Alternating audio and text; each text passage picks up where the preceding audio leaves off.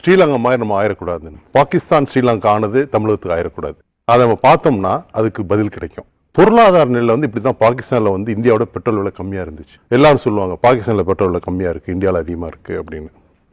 ஸ்ரீலங்காவில் பார்த்தீங்கன்னா நிறைய வரி சலுகைகள் கொடுத்துச்சு அரசாங்கம். கடைசியில் கொலாப்ஸ் ஆயிடுச்சு. தமிழ்நாட்டுக்கு என்ன ஆகும்? போன வருஷம் 90 லட்சம் கோடி கடன் வாங்கணும். இந்த வருஷம் 1,43,000 கோடி கடன் வாங்கியிருக்கும். 7,26,000 ரூபாய் கோடி கடனில் இருக்கும்.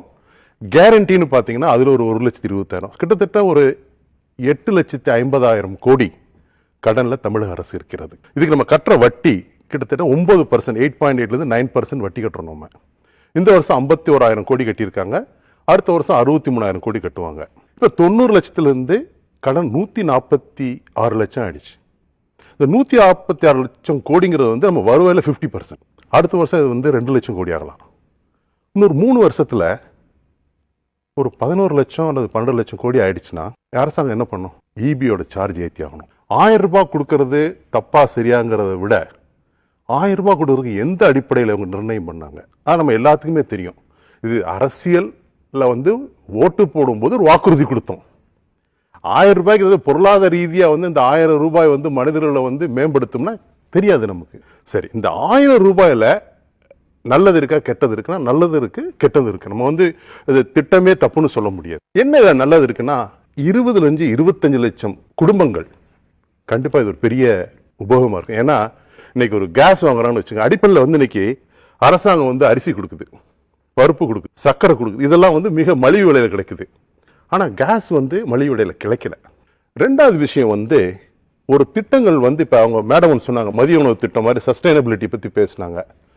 என்ன ஆகும்? இந்த வருஷம் 1000, அடுத்த எலெக்ஷன்ல வந்து 1000 ரூபாய் சொன்னா மக்கள் ஒத்துக்க மாட்டாங்களா? அடுத்த எதிர்கட்சி சொல்லுவாங்க நான் 3000 ரூபாய் தரேன்னு சொல்லுவாங்க. இவங்க 4000 ரூபாய் கொடுக்குன்னு சொல்லி ஆகணும், இல்லாட்டி 3000 ரூபாய் மேட்ச் பண்ணி ஆகணும். இது ஒரு ரேட் ரேஸ் மாதிரி. அப்போ இது நெவர் எண்டிங் ரேஸ். ஒரு விஷயத்தை ஆரம்பிச்சு வச்சுட்டோம்னா அது வந்து கண்டினியூஸ் ஆகிட்டே இருக்கும். நான் ரொம்ப டிஸ்டர்ப் பண்ணிடுச்சு. இந்த ஒரு வாரமாக வந்து பல நிகழ்வுகளை நான் பார்க்கும்போது ஒரு பெரிய ஒரு யோசனை கொண்டாச்சு. தமிழகத்தில் 50% மக்கள் ஒரு 1000 ரூபாய் ஒரு பெரிய மாற்றத்தை தரும் என்று அரசாங்கம் நம்புகிறது என்றால் 75 ஆண்டுகள் சுதந்திரத்திற்கு பின் 50% மக்களை நாம் ஏழையாக வைத்திருக்கிறோமா? இவர்கள் முன்னேற்றத்துக்கு பாடுபடவில்லையா? அப்படி ஒரு கேள்வி. ஆனால் நிறைய பேர் சொல்லிட்டாங்க அப்படிலாம் கிடையாதுங்க, ஆடிக்காரில் வந்து 1000 ரூபா வாங்கிட்டு போகிறோம். நான் இருக்கிற அப்பார்ட்மெண்ட்லேயே எல்லாம் கோடீஸ்வரங்க எல்லாமே ரேஷன் கடையில் வாங்குவாங்க. ஸோ அது தவிர்க்க முடியாத ஒன்று. ஏன்னா அவங்க யாரும் கேள்வி கேட்க முடியாது. அவங்க சொல்லிட்டாங்க, சார் நானாக கேட்டேன் தரேன்னு சொல்லுது, நான் ஏன் சார் வேணாங்கணும்? நமக்கு பொறுப்பு இருக்கா பொறுப்பு இல்லையான்னு பார்க்கணும். பொறுப்பு இருக்குன்னா சிந்தனை வேற மாதிரி இருக்கும். பொறுப்பு இல்லைன்னா அரசாங்கம் தானே கொடுக்குது, நானா போய் கேட்டேன் அப்படிங்கிற ஒரு வாதம். இத்தனை பேர் லேடிஸ் இருக்காங்க. இன்னைக்கு மவுண்ட் ரோட்ல ஒரு ஒரு பெண் வந்து ஒரு டாய்லெட் போனா மவுண்ட் ரோட்ல ஒரு டாய்லெட் கிடையாது, எந்த ரோட்லையுமே கிடையாது. ஆனால் இருக்க யாருக்குமே வந்து ஒரு அடிப்படை தேவையை இந்த அரசு பூர்த்தி செய்யவில்லை, எங்களுடைய தேவைகளை பூர்த்தி செய்யல, ஒரு கண்ணியமாக வாழக்கூடிய இல்லை, யாருக்குமே அந்த பொறுப்பு இல்லை. 1000 ரூபாய் முக்கியமாக தெரிஞ்சோ இல்லையே, இத்தனை டாய்லெட் இல்லை, எங்களுக்கு பணம் வேணாம், நல்ல ஒரு டாய்லெட் கொடுங்க. ஒவ்வொரு ஸ்ட்ரீட்லையும் நாங்கள் போகிறோம், பெண்கள் போக முடியாத ஒரு டாய்லெட் இல்லை, கேளுங்க. எங்கள் பிள்ளைங்க படிக்கிற ஸ்கூலுக்கு ஆர்வா வாட்டர் கொடுங்க, ஃபேன் கொடுங்க, வசதி கொடுங்க, எனக்கு 1000 ரூபாய் வேணாம். அந்த பொறுப்பை வந்து மிஸ்ஸிங்.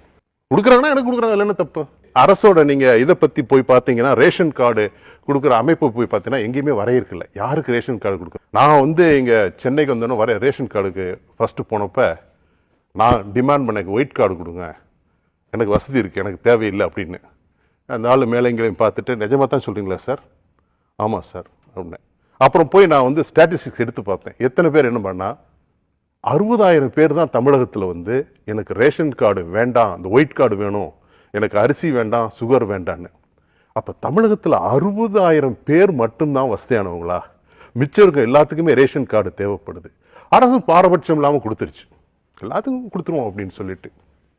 அதனால இந்த 1000 ரூபாய் ஒரு மிகப்பெரிய சிந்தனையை உண்டாக்கிருச்சு. அதாவது மக்கள் ஒவ்வொருத்தரும் திங்க் பண்ணணும், 1000 ரூபாய் என் பிரச்சனையை தீர்க்கும்னா 20-25 லட்சம் குடும்பங்களுக்கு கண்டிப்பாக தீர்க்கும். ஒரு கேஸ் சிலிண்டர் வாங்க முடியாத வச்சு மற்றவங்களுக்குலாம் தீர்க்கும்னா கிடையாது.